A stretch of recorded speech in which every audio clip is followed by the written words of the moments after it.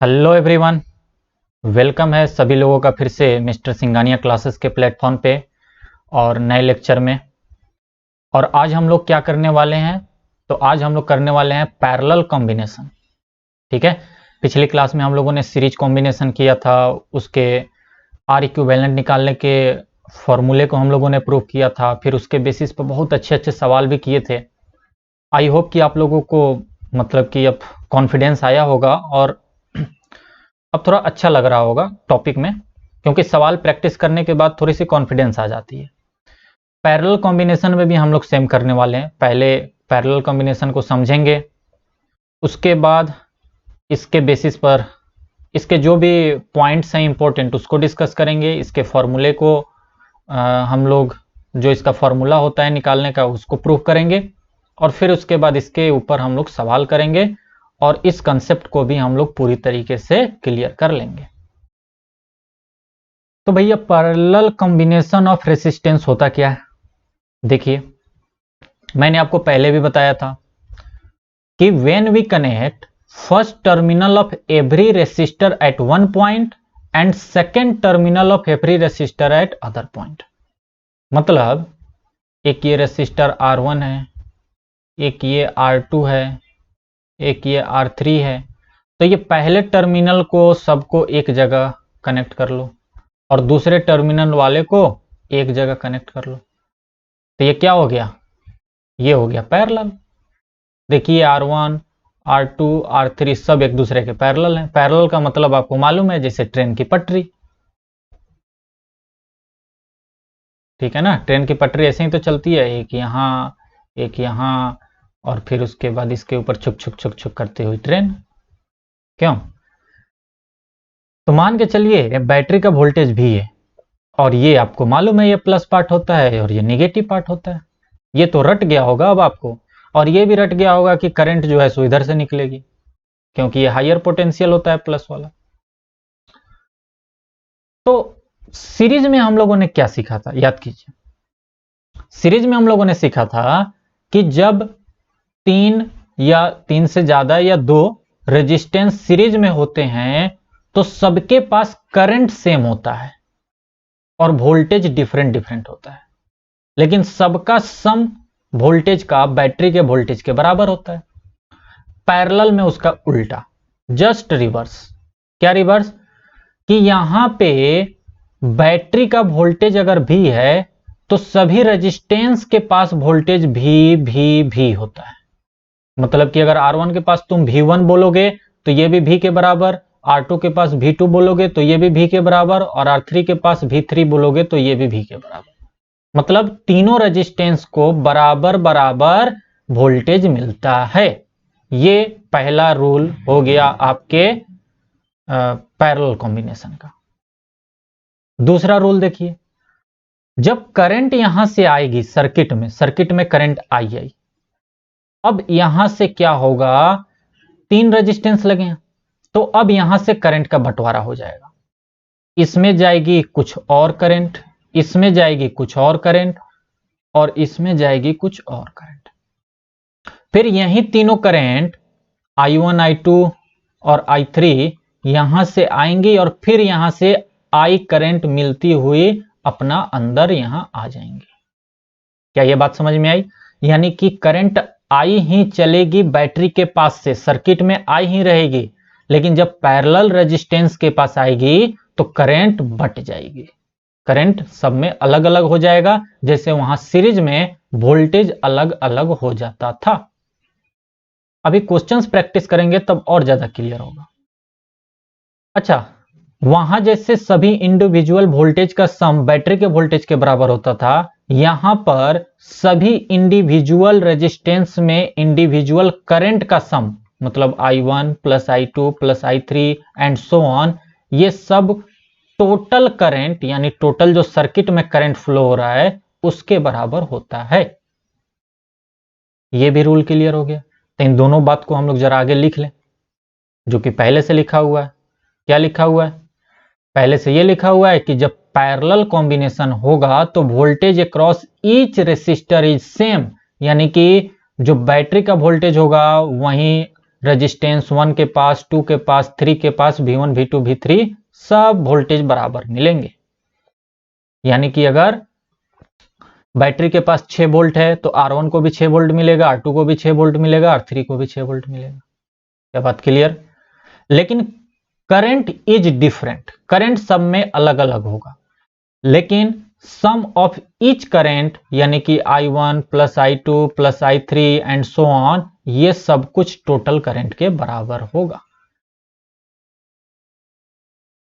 क्या इतनी बात समझ में आ गई? आई होप सभी लोगों को समझ में आ गई होगी। अब आगे चलते हैं। आगे देखिए, अब वहीं हम लोग ऐसा करते हैं कि पहले रेजिस्टेंस पैरेलल में लगे हों तो उनका फॉर्मूला प्रूव कर लेते हैं कि कैसे हम लोग टोटल रेजिस्टेंस निकालेंगे, यानी आर इक्विवेलेंट कैसे निकालेंगे। जैसे मान लीजिए ये R1 रेजिस्टेंस है, ये R2 है, ये R1 है, ये R2 है, ये R3 है, और भी हो सकते हैं, मैंने 3 ही रखे हैं। ज़्यादा ले लेंगे तो फिर लिपापोती हो जाएगी फॉर्मूले को प्रूव करने में, ठीक ना। और ये आपका मान के चलिए भी बैटरी से जुड़ा हुआ है, ये प्लस पार्ट, ये माइनस पार्ट, यहां से करंट आया। तो मैंने अभी बताया सर्किट में तो यहां तक करंट आई जाएगा, यहां तक करंट आई जाएगा, लेकिन अब बंट जाएगा करंट। यहां पर कुछ I1 चला जाएगा, यहां पर कुछ और चला जाएगा जिसको मैं I2 बोल देता हूं, यहां पर कुछ और चला जाएगा जिसको I3 बोल देता हूं। लेकिन इस रेजिस्टेंस के क्रॉस वोल्टेज, अगर हम यहां पर वोल्ट मीटर लगाएंगे और देखेंगे कि R1 के क्रॉस कितना वोल्टेज है, तो हमको मालूम चलेगा कि R1 के क्रॉस भी वोल्टेज ही है। तो यहां पे V1 जैसा कुछ नहीं होता, बल्कि V1 जो होता है V के बराबर ही होगा। यहां भी जो V2 होगा वो V के बराबर ही होगा, और यहां पर भी जो V3 होगा वो भी V के बराबर होगा। यानी R1 R2 R3 को सबको बराबर पोटेंशियल डिफरेंस मिलेगा, वोल्टेज मिलेगा। आइए,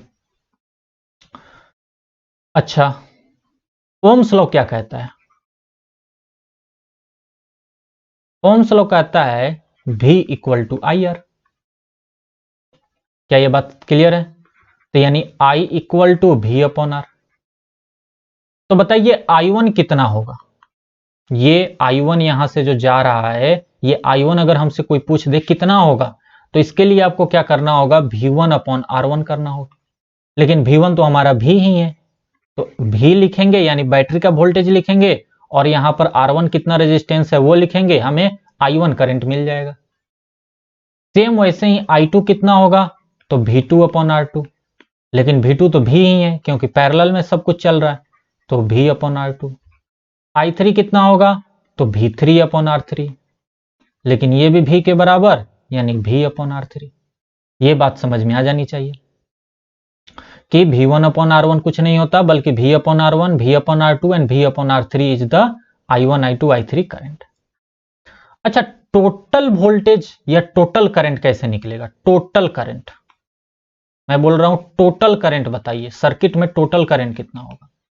तो सर्किट का टोटल करंट के लिए आपको total voltage divided by total resistance यानी कि R इक्विवेलेंट निकालना होगा। टोटल रेजिस्टेंस क्या है? R इक्विवेलेंट ही तो होता है, तो ये निकालना होगा आपको। क्या बात क्लियर है? तो नाउ जो हमारा पैरेलल का रूल है, नाउ फ्रॉम पैरेलल रूल क्या कहता है कि जो टोटल करंट है वो इंडिविजुअल करंट के बराबर होता है, एंड सो ऑन। अब सारे वैल्यू को पुट कर दो, ये I की जगह क्या करो? Total voltage upon total resistance यानी R इक्विवेलेंट डाल दो। I1 की जगह V अपॉन R1, I2 की जगह V अपॉन R2, I3 की जगह V अपॉन R3। यहां से V तो कॉमन लिया जा सकता है, और ये अंदर बच जाएगा 1 upon R1 plus 1 upon R2 plus 1 upon R3। अब देखिए ये भी से ये भी कैंसिल हो गया ना, तो यानी कि 1 अपॉन R इक्विवेलेंट मिल गया 1 upon R1 plus 1 upon R2 plus 1 upon R3। यानी कि टोटल रेजिस्टेंस कितना होगा सर्किट में निकालने के लिए हमें इनवर्स सबका करना पड़ेगा और सबको ऐड करना पड़ेगा। ये रूल दिमाग में रहना चाहिए। सीरीज में तो बहुत आसानी थी भैया, सीरीज में तो आसानी से जोड़ दो, 2 ओम 4 ओम 6 ओम, तो 2 + 4 + 6 कर दिया। लेकिन यहां पे ऐसा नहीं है, यहां पे थोड़ी सी प्रॉब्लम है। तो अगर R इक्विवेलेंट निकालना होगा तो R इक्विवेलेंट 1/R इक्विवेलेंट निकलेगा। ऐसा मत कर देना कि R equivalent equal to 1/R1 + 1/R2 + 1/R3, नहीं, ये 1/R equivalent equal to 1/R1 + 1/R2 + 1/R3। फिर इनका एलसीएम लोगे, एलसीएम लेने के बाद जो आएगा फिर उसको पलटोगे भी। मैं एक क्वेश्चन करा के दिखा देता हूं, देखिए। Find equivalent resistance when two resistances of 3 ohm and 6 ohm are connected in parallel। Okay, ये 3 ohm और ये 6 ohm, इसको मैं R1 मान लेता हूं, इसको R2 मान लेता हूं, और ये कनेक्ट होंगे कहीं बैटरी से। उससे तो हमें मतलब है नहीं, क्योंकि हमसे सिर्फ R इक्विवेलेंट पूछा गया है। तो R1 आपका 3 ओम हो गया, R2 आपका 6 ओम हो गया। तो R इक्विवेलेंट कितना होगा, यही तो हमसे पूछा गया है। तो यानी कि 1/R equivalent equal to 1/R1 + 1/R2, और रेजिस्टेंस होता तो 1/R3 1/R4। तो 1/3 + 1/6 कितना आ गया, 3 × 2 = 6 और 6 × 1 = 1, 6 × 1 = 6, यानी कि 3/6। और ये जो 3/6 यानी कि 1/2 आया, ये 1/R इक्विवेलेंट के बराबर है। तो R इक्विवेलेंट किसके बराबर होगा, इसको पलटो, ऊपर को नीचे और नीचे को ऊपर करो, तो R इक्विवेलेंट अपॉन 1 करो, तो इसको भी 2/1 करो, क्योंकि इधर का पलटोगे तो इधर का भी पलटो। तब यहां से आप लिख सकते हो कि R इक्विवेलेंट इक्वल टू 2 ओम। क्या बात समझ में आई? तो ऐसे आपको लिखना होगा, ऐसे करना होगा, पलटना होगा बाद में। बच्चे यहीं पर सबसे ज्यादा मिस्टेक करते हैं, बाद में पलटते नहीं है, ये 1/2 ही ओम आंसर लिख देते हैं। और जानते हैं, अगर एमसीक्यू टाइप का क्वेश्चन होता है ना, तो एग्जामिनर एक ऑप्शन ये भी जरूर डालता है। जो बच्चे थोड़े से जल्दीबाजी में रहते हैं ना, वो इसको टिक मार देते हैं कि इधर तो R इक्विवेलेंट हम निकाल ही रहे थे, 1/2 आ गया आंसर है। लेकिन वो ध्यान नहीं देते कि 1/R इक्विवेलेंट है, और R इक्विवेलेंट कितना होगा, तो इसको उल्टा कर रहे हो तो इसको भी उल्टा करो, दोनों को रिवर्स करो। क्या बात समझ में आ गई? आगे चलें।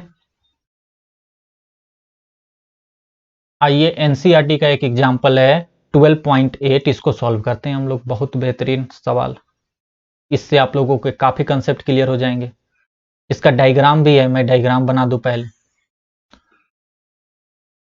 ठीक है ना। R1 R2 R3 देखकर आप लोगों को कंफ्यूजन हो रही होगी, मैं पहले डायग्राम बना देता हूं।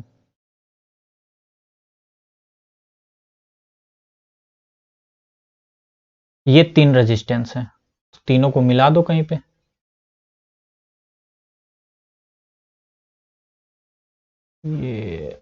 ये लीजिए, 3 रेजिस्टेंस आपस में मिल गए। बैटरी भी है, और बैटरी का वोल्टेज क्वेश्चन में 12 वोल्ट दिया गया है, ठीक है। और ये प्लस पार्ट है, ये माइनस पार्ट है, तो जाहिर सी बात है करंट इधर जाएगी। ये है आपका R1, ये है आपका R2 और ये है आपका R3।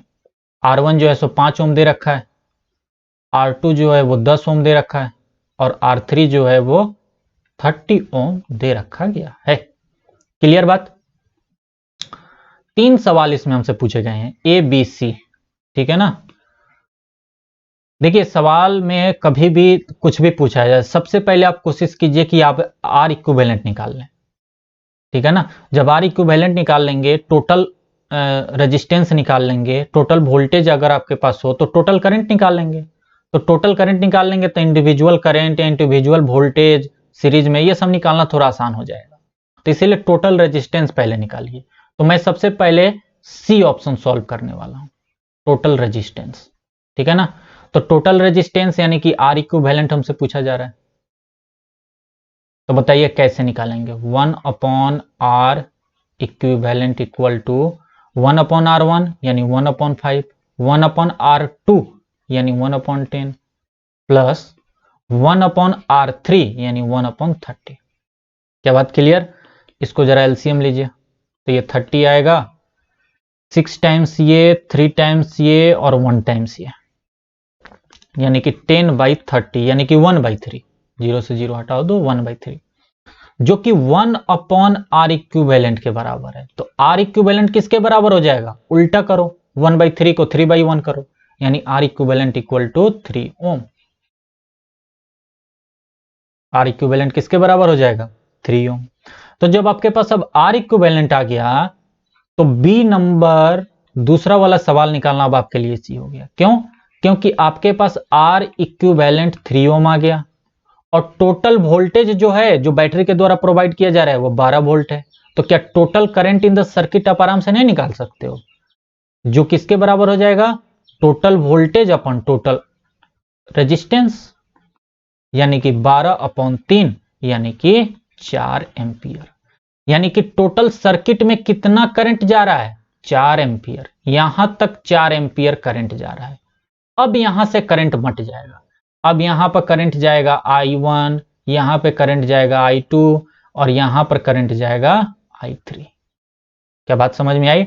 और फिर यहां से I1, I2, I3 निकलेगी और फिर यहां से 4 एम्पियर आ जाएगी।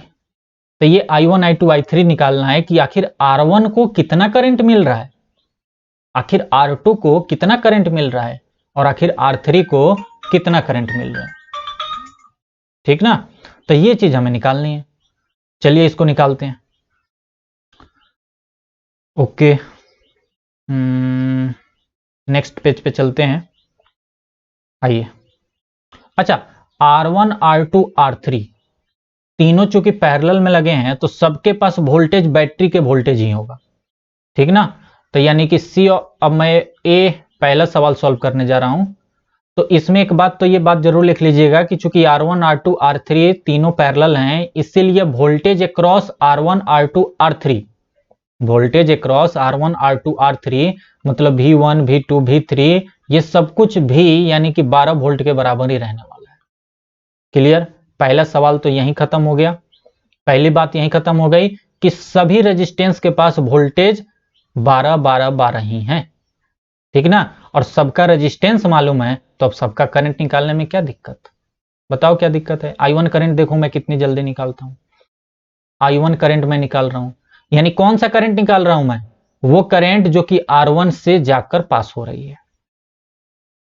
I1 करंट कौन सा है? जो R1 से पास हो रही है। I2 करंट कौन है? जो R2 से पास हो रही है। I3 क्या है? जो R3 से पास हो रही है।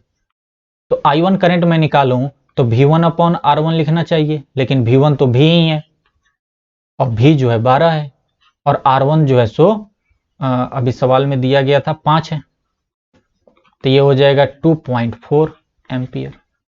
अगर मैं I2 निकालूं जो कि R2 से पास हो रही है, I2 करंट यानी कि विच flow through R2, V2/R2, V2 यानी V के बराबर, R2 12/R2 जो है वो आपका 10 है, ये हो गया 1.2 एम्पियर। I3 निकालें हम तो ये हो जाएगा V3/R3, तो यानी कि V/R3 यानी कि V 12 है और R3 30 है।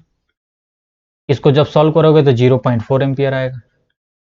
अच्छा, वेरीफाई भी कर सकते हो, वेरीफाई भी कर लो कि क्या ये बात मैंने जो निकाली है वो सही है कि नहीं, क्योंकि टोटल करंट जो होता है वो I1 plus I2 plus I3 के बराबर ही तो होगा। तो टोटल करंट तो 4 है, I1 plus I2 plus I3 करो, 2.4, 1.2 और 0.4, देखो आ गया ना, 213 और इधर से 1, 4.0, यानी 4 एम्पियर आ गया कि नहीं? यानी हमने जो निकाला है वो 100% सही है, कोई गलत कर ही नहीं सकता। तो कभी भी एग्जाम में आए तो एक बार वेरीफाई कर लेना चाहिए, आप आत्मसंतुष्टि के लिए। ठीक ना? आपको आत्मसंतुष्टि के लिए कि ये 4 नंबर तो हमारे पक्के हैं, कोई काट नहीं सकता। तो इस संतुष्टि के लिए आपको एक बार वेरीफाई कर लेना चाहिए। ओके ना? आइए एक और क्वेश्चन देखते हैं। आप लोगों को अब कॉन्फिडेंस आ गया होगा, चाहे तो आप ये खुद से निकाल लें, सिर्फ 2 ही पार्ट है इसमें, खुद से भी इसको निकाल सकते हैं आप। मैं इसका डायग्राम पहले बना देता हूं। देखिए इसका डायग्राम कुछ ऐसे है, ये है R1, ये है R2। इसमें हालांकि ज्यादा झंझट की बात नहीं है, ये बहुत ही इजी सवाल है। किसी एक रेजिस्टेंस के क्रॉस करंट वरेंट निकालने को नहीं बोला गया है, सिर्फ टोटल रेजिस्टेंस और टोटल करंट निकालने को बोला गया है। तो इजी सवाल है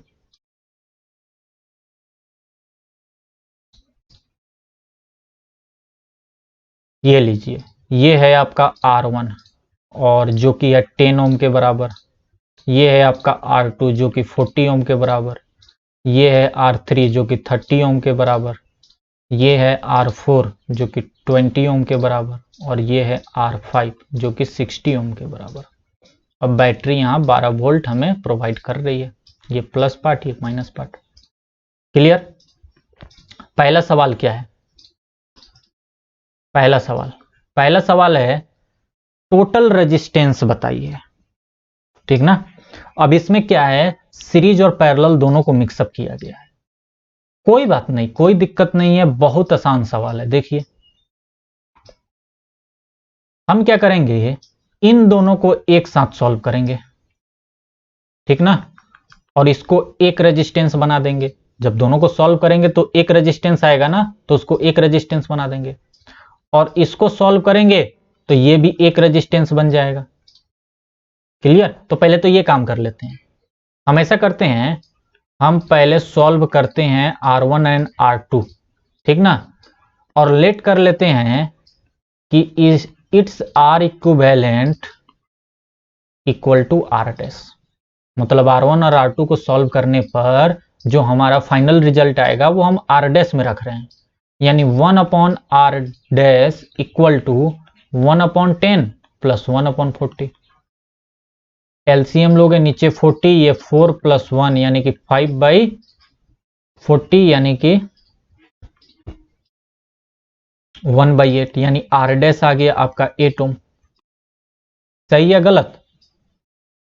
अब क्या करो, सॉल्व करो R3, R4 and R5 and let कर लो कि इसका जो R इक्विवेलेंट आएगा वो हो जाएगा R डबल डैश। तो यानी कि 1 अपॉन R डबल डैश किसके बराबर हो जाएगा, 1 अपॉन 30 प्लस 1 अपॉन 20 प्लस 1 अपॉन 60। एलसीएम लो तो नीचे 60 आएगा, और ये 30 से ये 2 टाइम्स जाएगा, ये 3 टाइम्स जाएगा, या 1 टाइम्स जाएगा, यानी कि ये कुल मिलाकर आ गया, ये कुल मिला 3 2 5 1 6/60 यानी कि 1/6, यानी कि R डबल डैश आ गया 6 ओम। एक मिनट, ये 10 हो जाएगा भाई, R डबल डैश क्या आ गया, 10 ओम, ठीक है ना। अब देखिए, अब मैं क्या कर रहा हूं, ये जो ऊपर सर्किट है इसको मैं अब ऐसे भी तो बना सकता हूं, ये 12 वोल्ट की बैटरी और यहां एक सिंगल रेजिस्टेंस और यहां एक सिंगल रेजिस्टेंस, और ये मैं कर देता हूं 8 ओम और ये कर दिया मैंने 10 ओम। क्यों? इन दोनों को सॉल्व करके मैंने एक कर दिया और इन तीनों को सॉल्व करके मैंने एक कर दिया। तो अब बता दीजिए ये दोनों सीरीज में है कि नहीं है। तो यानी कि अब हमारा R इक्विवेलेंट अब सीरीज वाला सॉल्व होगा कि नहीं होगा, और R इक्विवेलेंट आ जाएगा R dash plus R double dash यानी कि 8 प्लस 10 यानी कि 18 ओम। यानी टोटल जो रेजिस्टेंस है इस सर्किट में वो है टोटल 18 ओम। तो टोटल रेजिस्टेंस यानी टोटल रेजिस्टेंस इस पूरे सर्किट में 18 ओम है, टोटल वोल्टेज 12 ओम है। तो टोटल करंट निकालना क्या किसी के लिए मुश्किल है अब कि नहीं है, बताइए।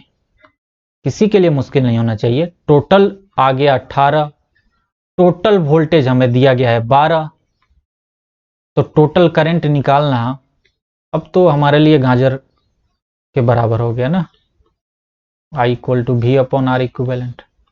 तो V हो गया आपका 12 और R इक्विवेलेंट हो गया 18, यानी कि इसको जब करोगे तो 6 दूनी 12 और 6 से 3 करोगे 3 यानी 2/3, और 2/3 को आप जब डिवाइड करोगे तो ये हमेशा आता जाता है कितना, 0.6666 है ना। तो इसको 0.67 लिखकर कहानी खत्म कर दो, 0.67 एम्पियर।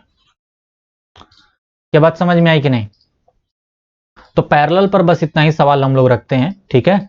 और अब मैं अगली क्लास में आप लोगों को कुछ सीरीज और पैरेलल दोनों से मिलते जुलते अच्छे अच्छे सवाल कराऊंगा, और फिर उसके बाद ये टॉपिक खत्म हो जाएगा। उसके बाद हम लोग इलेक्ट्रिक पावर और वो heating effect of electric current, ये सारी चीजें हम लोग 2-3 लेक्चर वो लगेंगे, खत्म।